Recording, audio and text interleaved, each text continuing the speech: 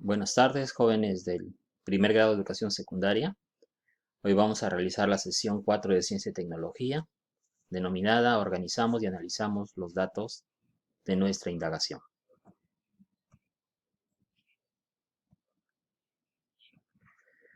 ¿Te acuerdas de los pasos del método científico y en qué consiste cada uno de ellos? La observación, ¿para qué sirve? El planteamiento del problema. ¿Qué se hacía en la formulación de la hipótesis? ¿Para qué se hace la experimentación? ¿Cómo obtenemos las conclusiones?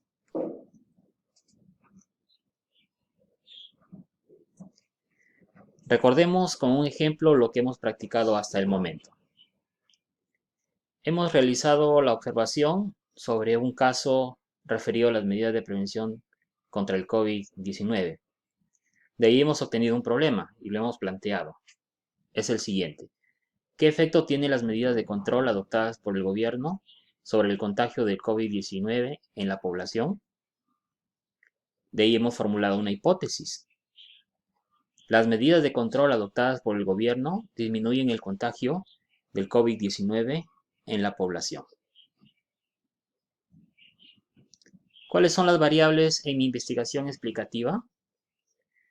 Como es una investigación explicativa, recordemos que tiene dos variables, una variable independiente y otra dependiente. La variable independiente es la causa y la dependiente es el efecto. En nuestro caso, la variable independiente son las medidas de control adoptadas por el gobierno. Y la variable dependiente es el contagio del COVID-19 en la población. Actividad 1. Según los ejemplos anteriores, realiza una observación referida a la prevención del COVID-19. Plantea un problema que sea de investigación explicativa, formúlale una hipótesis e indica sus variables independiente y dependiente. Puedes emplear los trabajos anteriores que ya estamos trabajando para que sean mejorados. Experimentación. La experimentación hemos dicho que consiste en en demostrar si la hipótesis es verdadera o falsa. Y para eso, para comenzar, hemos dado un sinnúmero de preguntas que nos sirven para realizar nuestro diseño de experimentación. En nuestro caso, ¿qué haremos? Verificamos científicamente el efecto que tienen las medidas de control adoptadas por el gobierno sobre el contagio de COVID-19 en la población. ¿Con qué lo haremos? Emplearemos datos simulados de la propagación del COVID-19 en la población sin medidas de control dadas por el gobierno. También emplearemos los datos de la propagación del COVID-19 en la población con medidas de control dadas por el gobierno. Vamos a obtener esa información en el caso del MINSA. ¿Dónde lo haremos? En un laboratorio de informática para procesar los datos. ¿Cuándo lo haremos? Del 6 de marzo hasta el 18 de abril del presente año. ¿Cómo lo haremos? Con un enfoque cuantitativo para el análisis e interpretación de los datos. Acá vamos a detallar cómo es nuestra experimentación en nuestro trabajo de investigación. Obtenemos datos de los casos de COVID-19 con o sin medidas de prevención. Con medidas de prevención. La obtención de los datos lo podemos sacar de la sala situacional del COVID-19 del Ministerio de Salud o también podemos emplear una aplicación para smartphone que es Perú en tus manos.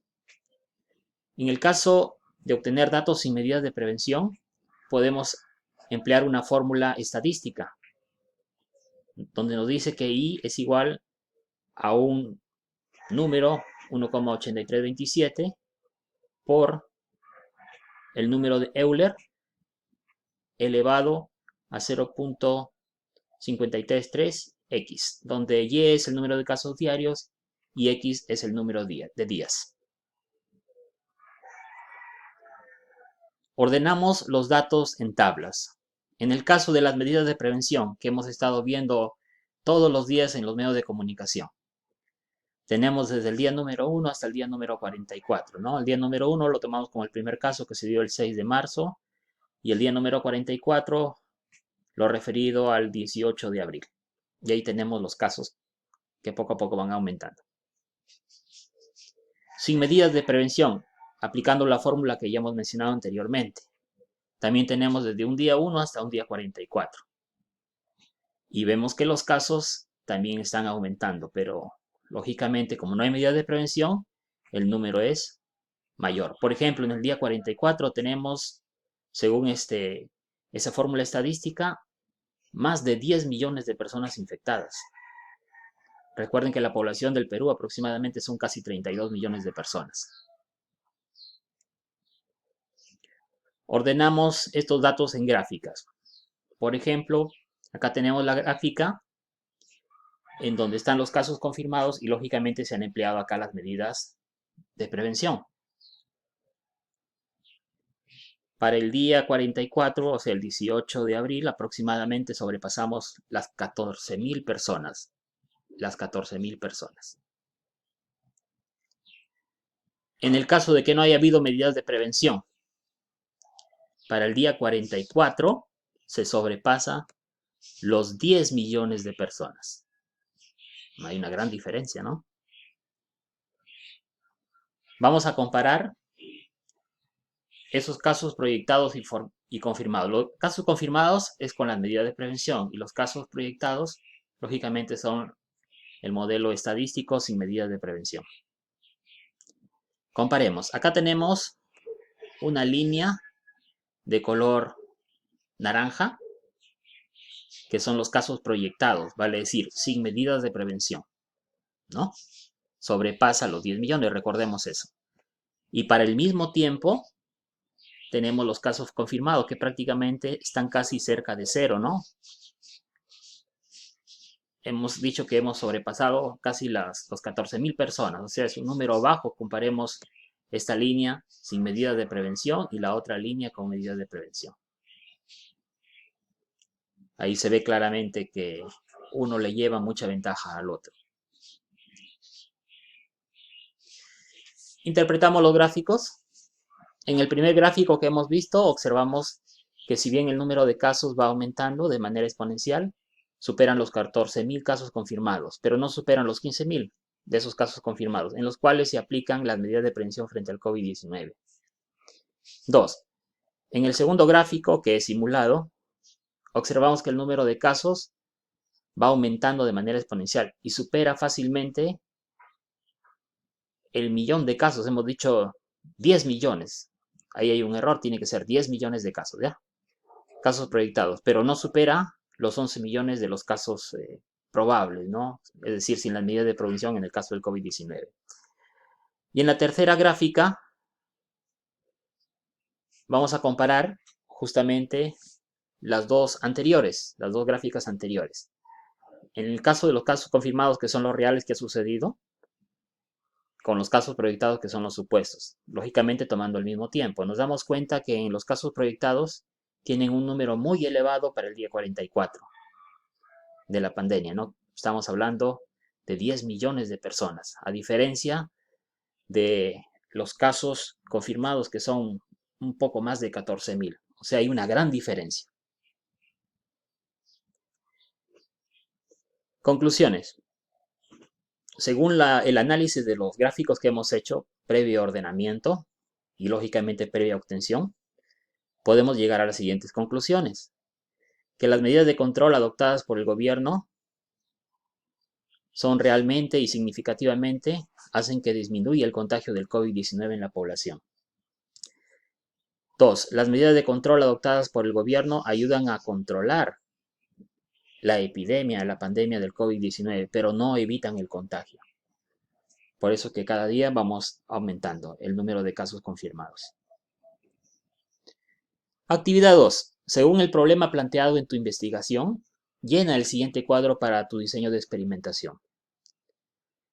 ¿Ya? Ahí tenemos el cuadro que también ya lo han hecho en alguna ocasión. En este caso pueden emplear su mismo problema, mejorándolo por supuesto. Y contestamos las preguntas que haremos, con qué lo haremos, dónde lo haremos, cuándo lo haremos, cómo lo haremos.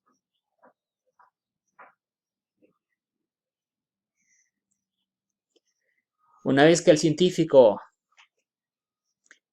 ha aplicado el método científico y ha demostrado la veracidad de su hipótesis, entonces tiene que elaborar un informe de investigación. Ese científico debe de elaborar un informe de investigación científica. ¿Para qué? Para presentarlo a la comunidad científica y exponer su trabajo, ¿no? Esa exposición, lógicamente, va a ir a revistas especializadas, congresos de esa especialidad, ponencias de la especialidad, páginas web científicas, donde otros científicos van a corroborar lo que dice ese científico para ver si realmente ha llegado a un conocimiento científico válido o de repente lo contrario. ¿En qué consiste ese informe de investigación científica que hace el científico? Acá tenemos un esquema básico de un informe de investigación científica que no debe de faltar. Debe tener un título, lógicamente tiene el nombre del trabajo, el nombre del autor, el lugar donde se hizo la investigación y la fecha, como una especie de carátula. Introducción. Aquí se debe explicar brevemente por qué se realiza esa investigación y qué se pretende demostrar. Metodología.